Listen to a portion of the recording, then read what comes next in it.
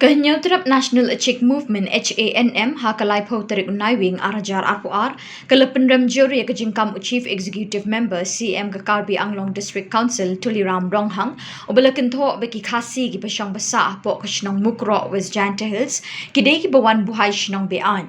Laban kedua bu CM ke Karbi Anglong District Council Tuliram Ronghang ha ke jinglet jurip ki kathan Mukroh ulakam beki khasi janta ki basang basa po kathan Mukroh kidai ki bashubu hai Shnong bat kidai ki nong tu ding. Habakrench kelak pathai kubor u Vice President ke HANM uba kelang thongni ulong bekeseng ke kentat bat ke pendram juria kini ke jingkren labla u CM ke Karbi Anglong bat dawa na ke sorkar Meghalaya ban shimkia halor kani namar ki kentin bakren uni CM ki penmong bat penjak buram ki pat ba bat ke jela Meghalaya berok kawe.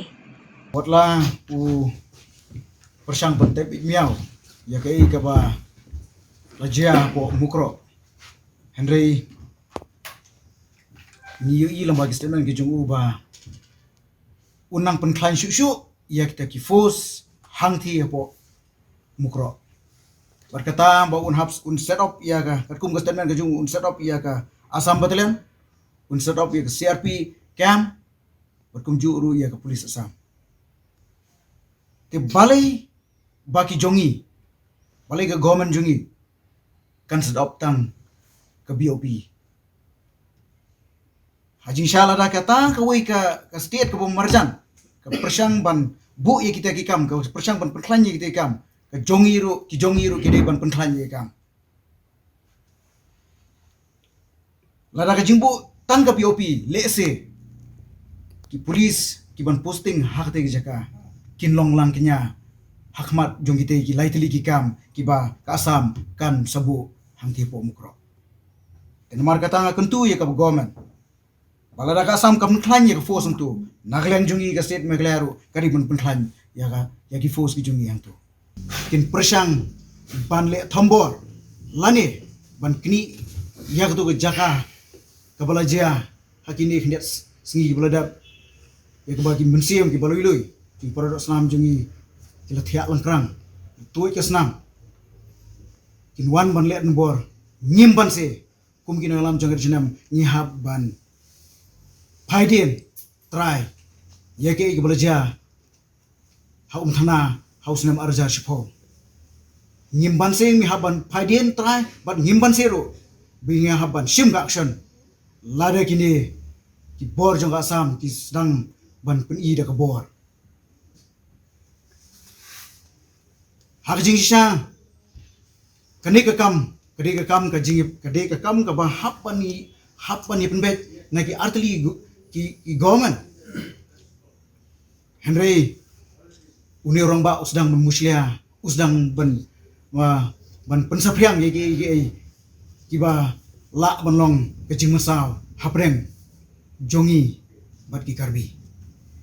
kumta nak le joseng ka bu ke jing ham yaki official bat kumjuru ya ka Karbi Anglong autonomous council embed ban persang ban yurat lani ban kam wat shi ya ke jaga jongi kumba nakliang jong ki nosen char Shnong hang tu kila pen i bat kumjuru ban nakliang jong si amru ula pensai ula pentikna baka Mukroh kedai hapo uputsam jong berinyo trap. Today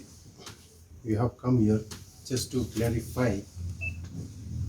the moment that statement comes from the Tuliram Ronghang, the CM of Karbi Anglong Autonomous District Council. The disappointment is that when the two government is in negotiation to settle this border issue, and after given the statement of Assam Chief Minister Himanta Biswa Sarma, when he was busy to canvass in Gujarat by Gujarat election, he have clearly said in Mukroh village that accident happened, and due to this misunderstanding of their forestmen, and for that purpose, that forest department that camp was settled in the Mukroh village. And the police department from the Mukroh village, whatever they have put at the outpost from the Assam government side, they have he have given the statement very clearly on that day that he will lift out all the forest outposts in the police department. Then after a few days, the Tolaram Ronghang has given a statement that they will settle and they will put the police outposts like CRP camp and special battalion in all the borders area. And they have clarified also that the village who are under in the jurisdiction of Meghalaya, that Mukroh, has given the very clearly they have said that all are illegal settlers. So this is from the HANM, we cannot accept and we will not sit silently. And if the government side, from the state government of Meghalaya, if they will not take any action regarding this, then we will, all the NGOs we have to come together in one umbrella for fights and give justice to the people who are staying in border area.